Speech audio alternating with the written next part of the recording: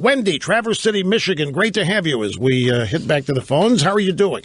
Oh, good. Thank you. I was lucky. I got to hear your interview on the radio, and I was elated to hear what you said about Ted Cruz, because I was thinking it was so right on, and I think your audience should have the opportunity to hear it if you have the clip. I was wondering if you could play that. I've got the audio soundbite crew broke down the whole Wallace interview into 3 soundbites. It's a total of a little over 11 minutes, and I have it here. And I'm undecided whether I'm going to replay all of that.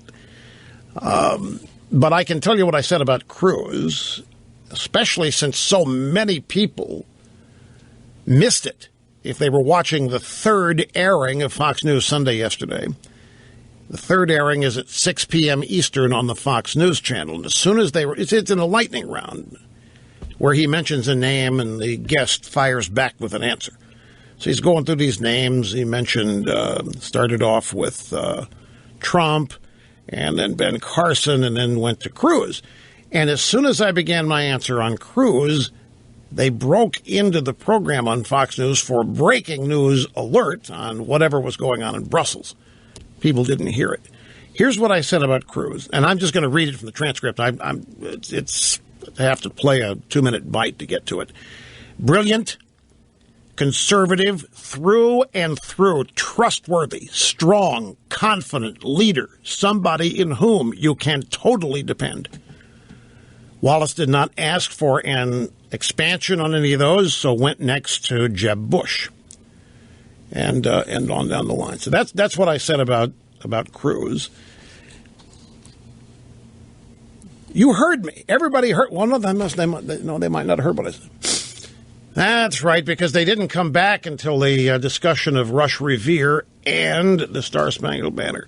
Okay, what I said about Jeb Bush, I don't think he really wants to do this. I'm watching, and I don't see passion. I don't see fire. It's as though people in his camp want him to do it because they want to get back in power.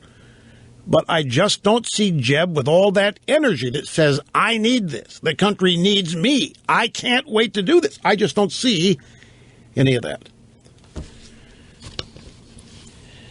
He didn't ask about Kasich. You know, when this whole thing started, I didn't know that there was such thing as a lightning round, and nobody told me there was going to be one. So I don't know what names he's going to throw at me. I assume he's throwing Republican primary names at me.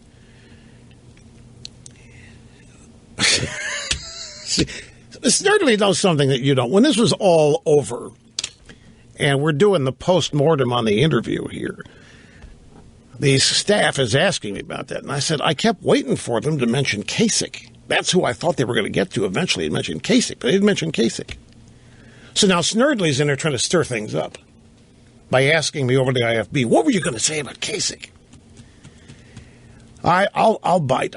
What I was going to say about Kasich is I knew him when he was a genuine Newt-style Republican freshman conservative back in 1994, 95. That's all I was going to say. I knew him when he was a conservative.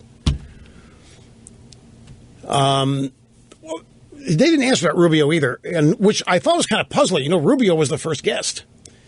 And Rubio is showing up number 3 in these polls. You've got, take it back. You know, in Iowa, yeah, Rubio's. You know who's Cruz is number 2. And in fact, where is the story? It's another prediction that I made that is coming true. And I might have put. Here it is. New poll shows one candidate make a major move up. No, it's not Jeb. It's the dailywire.com. And I did. I've had a lot of people email me about, I've been telling everybody that if you're looking for a dark horse out there, it's Ted Cruz. Ted Cruz is just positioned to pick up anybody's slack, anybody that falls or starts losing their position. So Cruz has jumped to number 2 in Iowa. Rubio is number 3. And Trump just continues to dominate nationally and everywhere. I don't know what I would have said about Rubio. I'd have to make it up here. I really wasn't. The only name I was waiting for was Kasich, and I don't know why. I don't know why that was, but as this whole segment is happening, I'm trying to figure out who's the next name he's going to mention. You want to try to get a head start on thinking about it, even though it's the lightning round. And I didn't get the question on Kasich. Rubio, I like Rubio. I think Rubio would be closer to the top tier if it weren't for the Gang of Eight. Immigration's the number one issue. Immigration is it in this Republican primary. And Senator Rubio had that fleeting moment with Chuck Schumer and the Gang of Eight way back when they thought that securing him in their group, Republican Hispanic, would help him and help sell the thing, and it just didn't work out that way.